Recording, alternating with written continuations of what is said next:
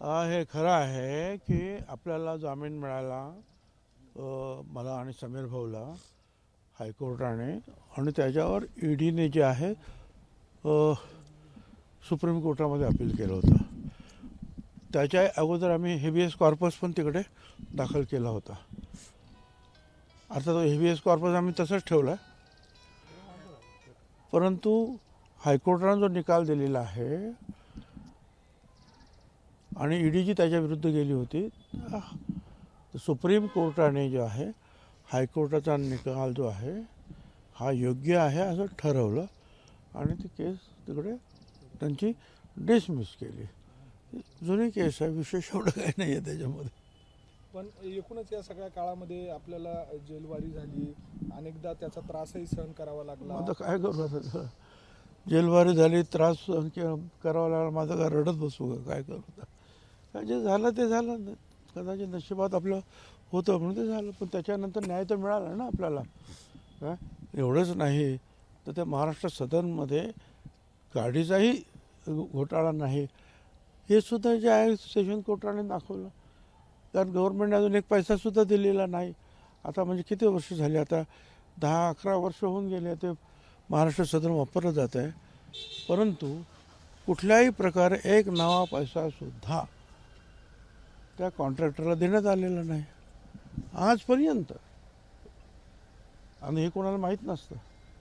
आणि जर गव्हर्नमेंटने जर पैसे दिले नाही तर भ्रष्टाचार कसा होईल. निवडणुकीच्या काळातही हा मुद्दा आता मुद्दा आमचे आहे लोक उपस्थित करतात, पण पुढचं माहीत नाही की त्यांना कोर्टाने डिस्चार्ज केले. केस चाललीच नाही आमच्यावर. सेशन कोर्टामध्ये महाराष्ट्र सदनची केस चालली नाही, त्यामुळे केस चालू शकत नाही. कारण सरकारनं काही पैसे दिलेत का, कॉन्ट्रॅक्टरला काही खर्च केलात का, काही खर्च केलेला नाही. मग असंच तुम्ही वापरता हो का. मग भ्रष्टाचार कुठे झाला ते सांगा.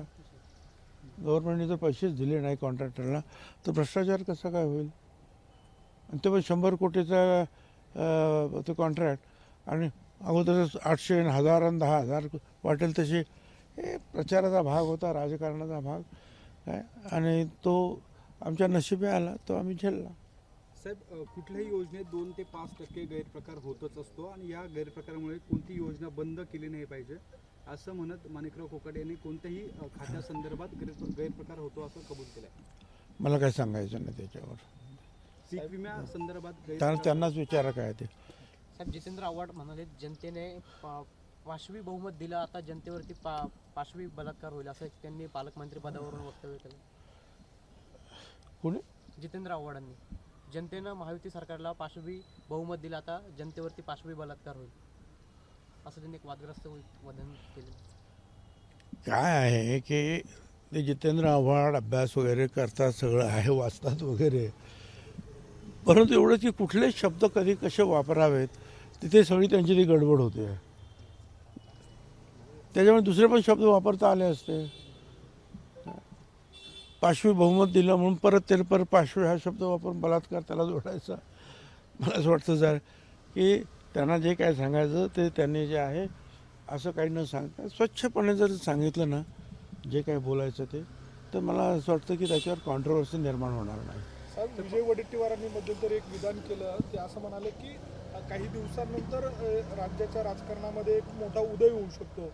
काही दिवसांनंतर राजकीय भूकंप वगैरे अशी काही शक्यता आपल्या दृष्टीने. मला काय माहिती नाही कुणाचा उदय होणार आहे, कुणाचा अस्त होणार आहे, मला काही कल्पना नाही. आता हे प्रश्न त्यांनी सांगितलेले आहेत, ते उदय कोण होणार, अस्त कोणाचं होणार हे त्यांनाच विचारलेलं बरं आहे ना.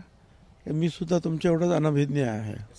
पालकमंत्री पदावरून कुठेतरी शिवसेनेमध्ये जी चर्चा सुरू आहे त्यावर एकनाथ शिंदे म्हणत आहे की पालकमंत्री पदासाठी हट्ट करणं हा त्यांचा अधिकार आहे, कारण अनेक वर्षांपासून ते लोक काम करतात. ठीक आहे ना, त्यांनी एवढंच म्हटलं की बा प्रत्येकाला वाटतं की आमच्यावर अन्याय होतो, आम्हाला हे दिलं पाहिजे आणि ती नाराजी व्यक्त करणं हा त्यांचा अधिकार आहे.